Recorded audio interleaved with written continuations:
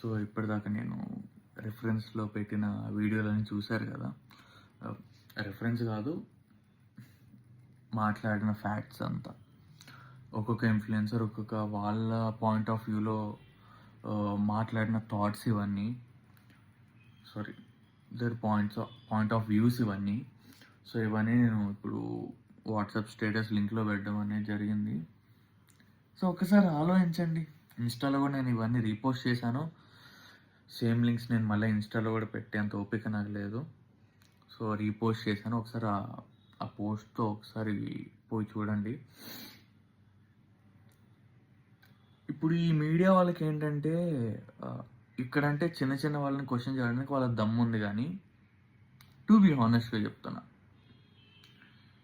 ఈ రోడ్ ఎందుకు బాగాలేదు, ఈ గుడి ఎందుకు పడిపోయి ఉంది, ఈ గుడి ఎందుకు బాగు చేయట్లేదు, లేదా అసలు ఇన్ని రేపులు ఎందుకు జరుగుతున్నాయి, ఈ కాన్స్టిట్యూషన్లో ఈ రేపులు ఎందుకు జరుగుతున్నాయి, లేకపోతే ఈ కాన్స్టిట్యూషన్లో పరిస్థితులు ఎందుకు ఇంత బాగాలేదు,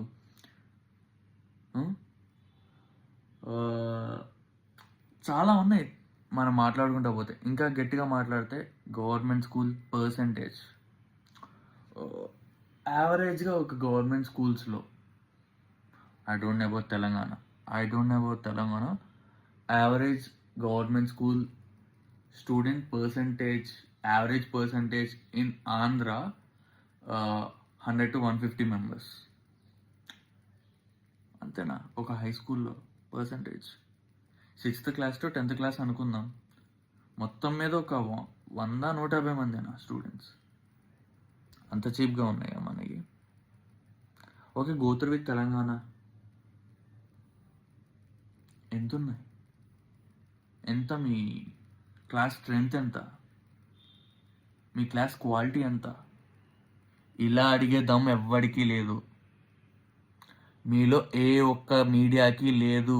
ఇలా అడిగే దమ్ము మీలో ఏ ఒక్క మీడియాకి లేదు.